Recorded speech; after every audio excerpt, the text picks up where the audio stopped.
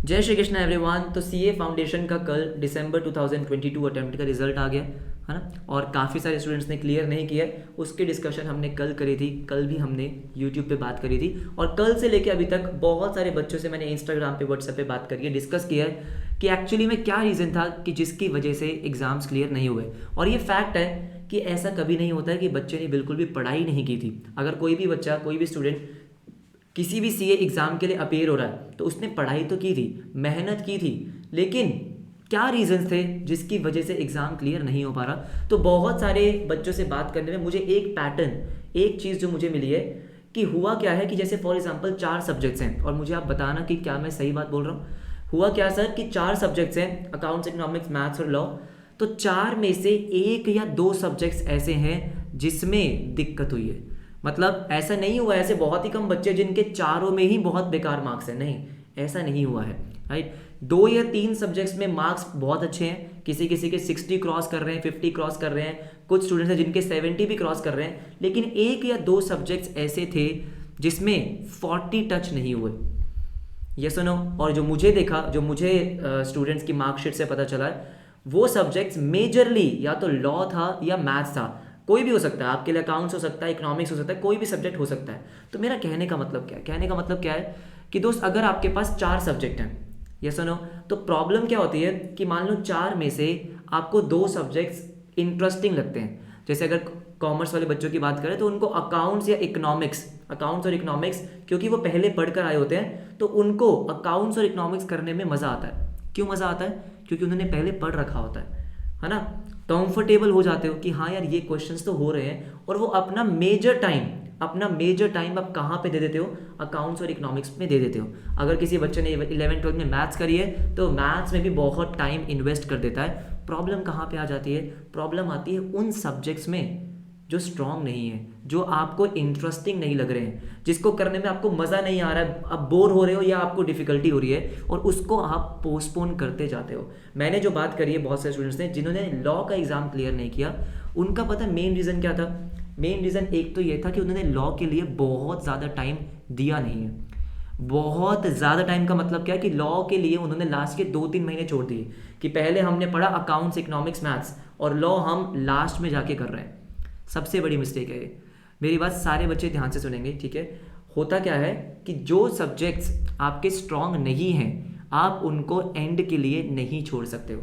ये सारे स्टूडेंट्स के लिए जो अभी जून का अटेम्प्ट देने वाले हैं, आपका फर्स्ट अटेम्प्ट है, सेकंड अटेम्प्ट है, थर्ड अटेम्प्ट है, ये चीज़ आपको ध्यान रखनी है। आपको पता होना चाहिए कि ऐसा कौन सा सब्जेक्ट है या ऐसे कौन से सब्जेक्ट्स हैं जिसको करने में आपको मज़ा नहीं आ रहा, जो आपको थोड़ा टफ लग रहा है। दोस्त, अगर आपको टफ लग रहा है ना, तो आपको उस पर मेहनत करनी पड़ेगी। अगर आपके 3 सब्जेक्ट्स में 90 क्रॉस हो रहे हैं और एक सब्जेक्ट में 30s में आ रहे हैं, कोई नहीं पूछेगा। दिक्कत है ये।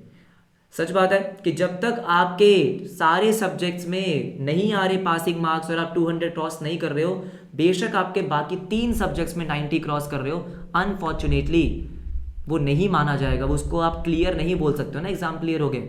तो आपको क्या करना है? आपको किसी भी एक सब्जेक्ट को छोड़ नहीं देना है कि भाई अगर ये सब्जेक्ट मुझसे नहीं हो रहा तो आप छोड़ दूंगा, नहीं, इसको आप छोड़ोगे नहीं। आपको स्टार्टिंग से लेके चलना है। कि अगर मैं लॉ की बात करता हूँ, ठीक है, या किसी भी सब्जेक्ट की, मैं किसी स्पेसिफिक सब्जेक्ट की बात नहीं कर रहा, हो सकता है आपका अकाउंट्स इतना स्ट्रांग ना हो, इकोनॉमिक्स ना हो, जो नॉन मैथ्स वाले बच्चे होते हैं उनको मैथ्स में दिक्कत होती है। तो आपको क्या करना है? सबसे पहला आज हम क्या डिस्कस करने आया, हम एक प्रॉपर फ्रेमवर्क डिस्कस करेंगे कि कैसे आप अगले 4 या 5 महीने में प्रॉपरली प्रिपेयर कर सकते हो, और जून हमारा आखिरी अटेम्प्ट होने वाला है, ये आपको मान के चलना है।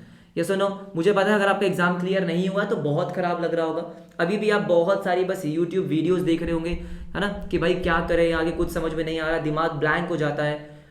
और सबसे बड़ी दिक्कत वाली बात क्या है कि जिनको पता होता है कि आपने सीए फाउंडेशन का एग्जाम दिया है, वो लोग आपको पूछ पूछ के ही पागल कर देते हैं कि भाई क्या रिजल्ट आया, क्या रिजल्ट आया। आराम से अपने पास रहो, मतलब अपने साथ आपको रहना है। आपको सिर्फ अपने बारे में सोचना है कि भाई अब मुझे अगले अटेम्प्ट में क्या करना है। अब जो हो गया वो जो हो गया, है ना, तो आपको पहले तो एक्सेप्ट कर लेना कि हाँ, कुछ ना कुछ तो मुझ में कमी रह गई थी, कुछ ना कुछ हो सकता है मैंने मेहनत पूरी करी हो लेकिन ढंग से नहीं करी हो।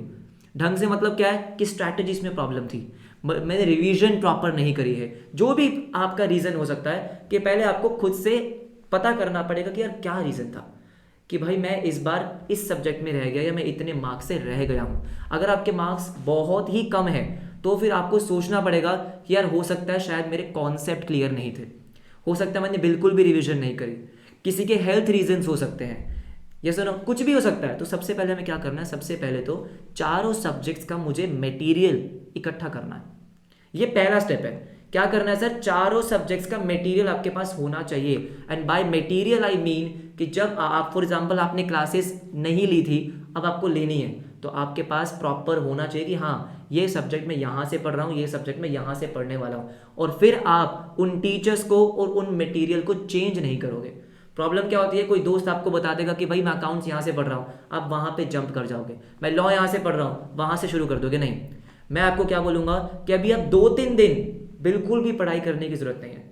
सिर्फ आपको क्या करना है, अभी 2-3 दिन आगे के 2-3 महीने की प्लानिंग करनी है कि यार हमें करना क्या है, कहाँ से करना है, क्या करना है। आपके पास एक प्रॉपर जब हो जाएगा ना कि हाँ मुझे अकाउंट्स इन टीचर से पढ़ना है, इको यहाँ से, मैथ्स यहाँ से, लॉ यहाँ से, एक बार मटेरियल इकट्ठा हो गया, फिर हम शुरू करेंगे। सर शुरू कैसे करेंगे, फिर आपको सब्जेक्ट वाइज स्ट्रैटेजीज बनानी पड़ेंगी। मैं आपकी डेफिनेटली उसको बनाने में हेल्प करूंगा। अगर मैं अकाउंट्स की बात करता हूँ, अगर आप अकाउंट्स मुझसे पढ़ना चाहते हो, आपको पता है लाइव क्लासेस चल रही है, मैं तो आपको सजेस्ट करूंगा कि अगर किसी बच्चे के मार्क्स किसी सब्जेक्ट में बहुत कम आए हैं, अगर आपके लॉ के बहुत कम आए हैं, तो मैं आपको ये सजेस्ट करूंगा कि आप कहीं से गाइडेंस ले लो। कि अगर लॉ में मार्क्स कम आए हैं, आपने मे बी शायद यूट्यूब से पढ़ा या कहीं से भी पढ़ा, ठीक है, तो मेरी आपसे ये रिक्वेस्ट होगी कि इसका मतलब ये है कि अब शायद आपको थोड़ी सी गाइडेंस की ज़रूरत है। आप कहीं से क्या कर सकते हो, आप या तो किसी टीचर से कांटेक्ट कर सकते हो या किसी का भी कोर्स आप परचेज कर सकते हो। अगर आपको अकाउंट्स में प्रॉब्लम है तो आप अकाउंट्स का किसी का भी कोर्स परचेज कर सकते हो। या सुनो, तो आपने जो पिछली बार किया था उससे कुछ तो अलग करना पड़ेगा ना, क्योंकि पिछली बार जो आपने किया था वो वर्क नहीं करा है, उसमें प्रॉब्लम आई है। हाँ सर प्रॉब्लम आई है। हो सकता है कि अगर आप यूट्यूब वीडियोस देख रहे थे तो आपके डाउट्स रिजॉल्व नहीं हुए, ये सुनो, आपको एक प्रॉपर स्ट्रैटेजी या प्रॉपर गाइडेंस नहीं मिली, कुछ भी हो सकता है। ये आपको सोचना पड़ेगा कि यार क्या मैं अलग कर सकता था, क्या मैंने गलती कर दी, क्या मुझे इस सब्जेक्ट में डाउट्स आ रहे थे और मेरे डाउट सॉल्व नहीं हो रहे थे। तो भाई डाउट सॉल्व करने के लिए क्या करना है वो आपको सोचना पड़ेगा। या तो आप किसी लाइव क्लास में अटेंड करो, ऑफलाइन ऑनलाइन जो भी आपको सही लगे। या सुनो, किसी टीचर के कांटेक्ट में आओ, उनको मैसेज करो कि सर क्या कर सकते हैं। सब्जेक्ट स्पेसिफिक टीचर्स कि भाई लॉ के लिए लॉ के टीचर्स को बोलो कि भाई क्या करें आगे, और सारे टीचर्स आपको रिप्लाई करेंगे। ठीक है, आप जिन भी टीचर्स को मैसेज करोगे, कल से मेरे पास बहुत सारे मैसेज आ रहे हैं, तो मेरी फर्स्ट प्रायोरिटी कल से यही थी कि भाई जिन भी स्टूडेंट का मेरे पास मैसेज आ रहा है मुझे उनको एड्रेस करना है। तो सबसे पहले हमें क्या करना है, सबसे पहले मुझे एक बार मटेरियल को इकट्ठा करना है कि हाँ अब मैं यहाँ से पढ़ने वाला हूँ। दूसरी सबसे बड़ी प्रॉब्लम जो हो गई थी सर वो थी रिवीजन करने का तरीका। नाउ मैं जब आपको बोल रहा हूँ रिवीजन करने का तरीका, so this is the most important step. क्या होता है, आपको लगता है कि आपने क्लासेस देख ली, आपने कोर्स कंप्लीट कर लिया और अब मैं पास हो जाऊंगा, हो ही नहीं सकता। जब तक आप सेल्फ स्टडी नहीं करोगे आप कोई भी सीए का एग्जाम पास नहीं कर सकते। कोई टीचर आपको पास नहीं करवा सकता है, टीचर सिर्फ आपको गाइड कर सकते हैं, आपके डाउट्स क्लियर कर सकते हैं। एट द एंड आपका रिजल्ट आप ही के हाथ में होता है, या सुनो आप ही के एफर्ट्स की वजह से वो होता है। तो अगर आपने रिवीजन ढंग से नहीं करी तो प्रॉब्लम है। और ढंग से मतलब क्या होता है, मैंने एक प्रॉपर पहले भी एक वीडियो बनाई थी कि आपको रिवीजन कैसे करनी चाहिए। स्पेशली मैं यहाँ पे बोलना चाहूँगा थियोरेटिकल सब्जेक्ट्स की, जिसमें सबसे ज़्यादा बच्चों को प्रॉब्लम आ रही है। तो दोस्त थियोरेटिकल सब्जेक्ट आप कैसे करते हो कि आपने कोई चैप्टर किया, आप कोर्स कंप्लीट कर रहे हो, बस कोर्स कंप्लीट कर लिया, उसके बाद आप क्या कर रहे हो, फिर रिवीजन शुरू कर रहे हो। नहीं, आप खुद सोचो कि पिछले हफ्ते जो चैप्टर आपने पढ़ा था, क्या 10-15 दिन बाद वो जीरो नहीं हो जाएगा? हो जाएगा। लॉ में तो डेफिनेटली हो जाएगा कि भाई 10-15 दिन पहले जो आपने चैप्टर पढ़ा था, अगर वो आपने एक बार नहीं उठा के देखा तो फिर वो गायब है भाई। फिर जब आप 1 महीने बाद उसको दोबारा उठाओगे ना तो आप जीरो से शुरू कर रहे होगे, विच मीन्स कि जो पहले आपने चैप्टर करने में टाइम लगाया था वो वेस्ट हो चुका है। और ये सच बात है, आप कॉन्सेप्ट समझ लो, लेकिन जब तक आप कॉन्सेप्ट को रिवाइज नहीं करोगे कोई काम का नहीं है वो, सच बात है ये। और ये मैं सारे सब्जेक्ट्स के लिए बोल रहा हूँ। अगर अकाउंट्स की बात करें, मान लो आपने कंसाइनमेंट कर लिया, कोई भी चैप्टर कर लिया, अगर कंसाइनमेंट आपने 20-25 दिन नहीं पढ़ा, उसको एक बार नहीं देखा, गायब हो जाएगा वो। और ये सारे सब्जेक्ट्स के लिए है। तो क्या करना होता है, इसके लिए आपको एक प्रॉपर स्ट्रैटेजी बनानी होती है।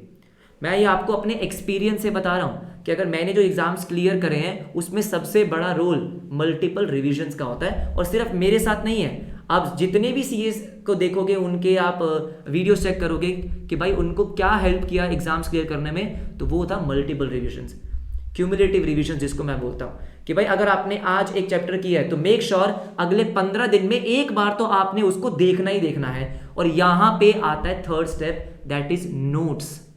सर अब बात यह है कि स्टडी मटेरियल में इतना कुछ होता है ना, अगर मैं अकाउंट्स की भी बात कर लूं या इकोनॉमिक्स की बात कर लूं या किसी भी लॉ की बात कर लूं, बहुत कुछ होता है। तो बार बार सर स्टडी मेट कैसे पढ़ेंगे, तो यहां पे आपके नोट्स कहां पे आते हैं, नोट्स काम आते हैं यहां पे कि जो भी आप सब्जेक्ट पढ़ रहे हो, एनी सब्जेक्ट, जैसे मैं अकाउंट्स की जो क्लासेस लेता हूं उसमें मैं अब हर चैप्टर के डिटेल्ड नोट्स बनवाता हूं कि आपको स्टडी मैट खोलने की जरूरत नहीं पड़ेगी, बिल्कुल नहीं पड़ेगी।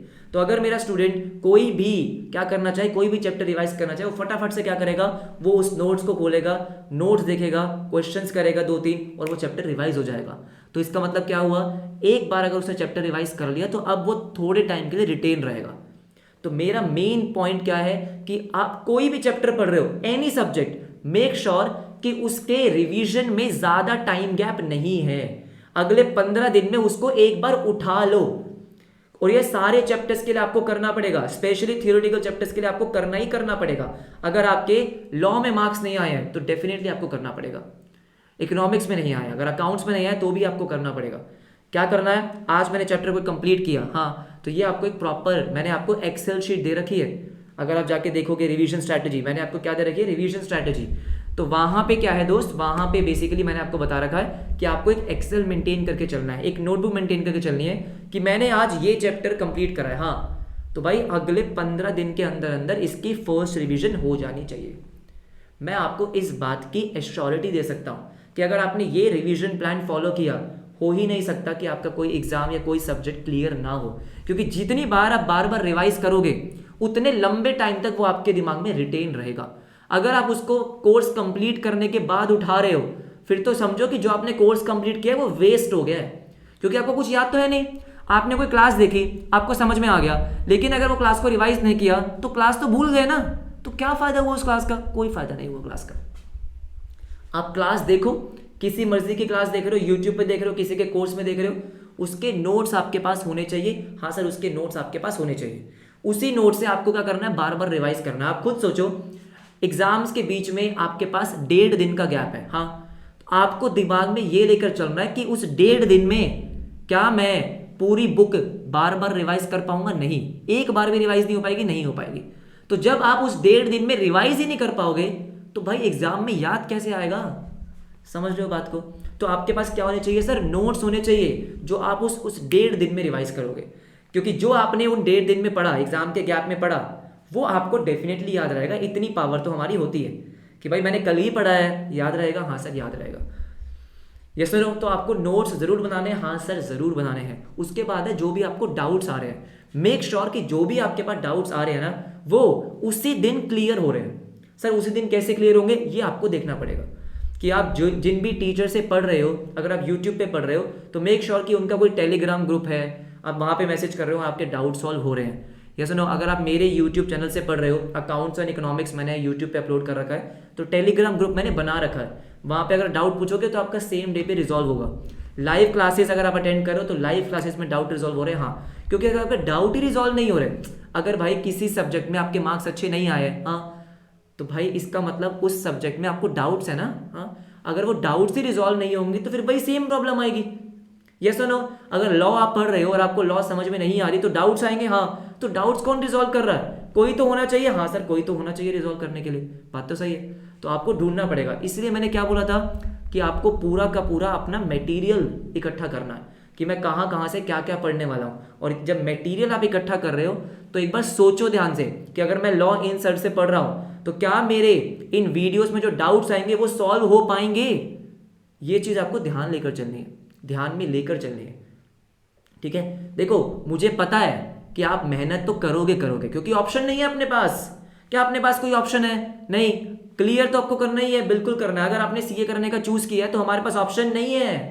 यस और नो, एग्जाम तो हमको क्लियर करना है और मेहनत तो आप करोगे, लेकिन अब मेहनत तरीके से करनी पड़ेगी, ठीक है। अगर एग्जाम क्लियर नहीं हुए तो कहीं ना कहीं रीजन यही था कि सर हमने मेहनत तो करी लेकिन एक प्रॉपर फ्रेमवर्क के साथ नहीं करी है। तो आपको प्रॉपर फ्रेमवर्क बनाना होगा।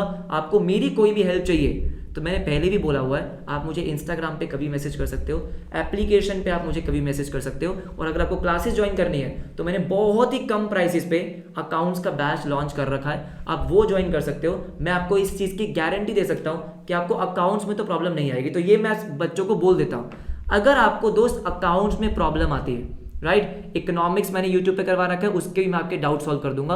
अगर आपको अकाउंट्स में प्रॉब्लम आती है तो ये चीज़ मैं आपको 100% एश्योरिटी के साथ कह सकता हूँ कि आप वो लाइव बैच ज्वाइन कर लो, आपको दिक्कत आएगी ही नहीं, क्योंकि मैं पूरा दिन डाउट्स रिजॉल्व करता रहता हूँ। हमारी डेली 2 घंटे की लाइव क्लास होती है, मेरी गारंटी है कि आपका अकाउंट्स खत्म हो जाएगा। लेकिन अगर आपको अकाउंट्स में प्रॉब्लम नहीं है तो आप आराम से यूट्यूब से मैनेज कर सकते हो। जैसे मैंने बोला कि लाइव क्लास अगर आप अटेंड करना चाहते हो सिर्फ उसी सब्जेक्ट की करो जिसमें प्रॉब्लम है। अकाउंट्स में नंबर आ गए, अकाउंट सही चल रहा है, छोड़ दो उसको, आराम से जो प्रैक्टिस करनी है स्टडी मैट से प्रैक्टिस करो, ठीक है। जिस सब्जेक्ट में दिक्कत है उसकी कोशिश करो कि आप अब लाइव क्लास ले लो, लॉ है, मैथ्स है, जो भी है, ठीक है। बाकी बिल्कुल भी आपको निराश नहीं होना है, ठीक है। ये एक समझ लो कि एक छोटा सा ब्रेकर आया था, वो ब्रेकर हमको क्लियर करके नेक्स्ट स्टेप पे जाना है। देखो ये तो सीए जर्नी का पार्ट है, अप्स एंड डाउन्स तो चलते ही रहेंगे। हाँ सर, अप्स एंड डाउन्स चलते रहेंगे। यहाँ पे जो पासिंग परसेंटेज होता है, आपको पता है पासिंग परसेंटेज बहुत कम होता है, तो कोई बच्चा क्लियर कर रहा है, कोई बच्चा क्लियर नहीं कर रहा है, पास फेल कोई नहीं हो रहा है दोस्त। आपको नेक्स्ट लेवल पे जाने के लिए बस थोड़ा सा टाइम और देना है, आप नेक्स्ट लेवल पे पहुंच जाओगे। बस थोड़ी सी तैयारी और करनी है, थोड़ा सा पुश और करना है, स्ट्रैटेजीज प्रॉपर्ली बनानी है और आपका क्लियर हो जाएगा।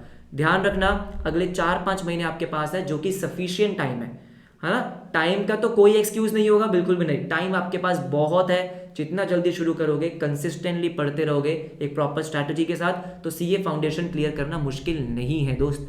अगर आप प्रॉपरली पढ़ोगे, डेली पढ़ रहे हो, कंसिस्टेंटली पढ़ रहे हो, मेहनत कर रहे हो, तो सीए फाउंडेशन डेफिनेटली आपका क्लियर होगा। अगेन कोई भी आपको डाउट है कमेंट सेक्शन में मुझे बता सकते हो, कोई गाइडेंस चाहिए, सब्जेक्ट रिलेटेड, कोर्स रिलेटेड, किसी भी चीज़ की प्रॉब्लम है, I be very happy to help, ठीक है। आप आराम से मुझे मैसेज करो, बात करेंगे आराम से। बाकी आराम से पढ़ो दोस्त, मेहनत करो और एग्जाम डेफिनेटली क्लियर होगा, टेंशन नहीं लेना है। अगर दिसंबर में एग्जाम क्लियर नहीं हुआ है तो कोई बहुत बड़ी बात नहीं है। एग्जाम्स हैं, लाइफ नहीं है, लाइफ का एक छोटा सा पार्ट है ये एग्जाम, यस और नो। और एक छोटे से पार्ट में अगर एक थोड़ा सा ब्रेकर आया तो आराम से उसको क्रॉस कर लेंगे और नेक्स्ट लेवल पे पहुंच जाएंगे। अब हमें पीछे नहीं देखना जो हो गया है, सिर्फ आगे देखना है। और आगे आपको क्या दिखना चाहिए, सिर्फ जून का अटेम्प्ट दिखना चाहिए और हम डेफिनेटली क्लियर करेंगे, राइट। ध्यान रखें अपना, हेल्थ का बहुत प्रॉपरली ध्यान रखेंगे। हेल्थ इश्यूज की वजह से टाइम वेस्ट नहीं होना चाहिए, तो इससे बेटर ये होगा कि आप डेली आधा घंटा 1 घंटा अपने फिजिकल हेल्थ के लिए प्रॉपरली निकालो। वॉक पे जाओ, रनिंग, स्पोर्ट्स, कुछ भी खेलो। बच्चों को लगता है कि सर एक्सरसाइज करेंगे तो टाइम वेस्ट होगा, बेटा एक्सरसाइज नहीं करोगे ना तो ऐसा ना हो जाए कि बाद में ज़्यादा टाइम वेस्ट हो रहा है। तो इससे बेटर अपनी हेल्थ का ध्यान रखेंगे, अच्छे से खाना पीना खाएंगे, खाना पीना करेंगे, राइट, ठीक है। और तैयारी करेंगे, मजे से तैयारी करेंगे और एग्जाम को क्लियर करेंगे, टेंशन नहीं लेना, ठीक है। मिलते हैं आपसे बहुत जल्दी, तब तक अपना ध्यान रखें, बाय बाय, टेक केयर।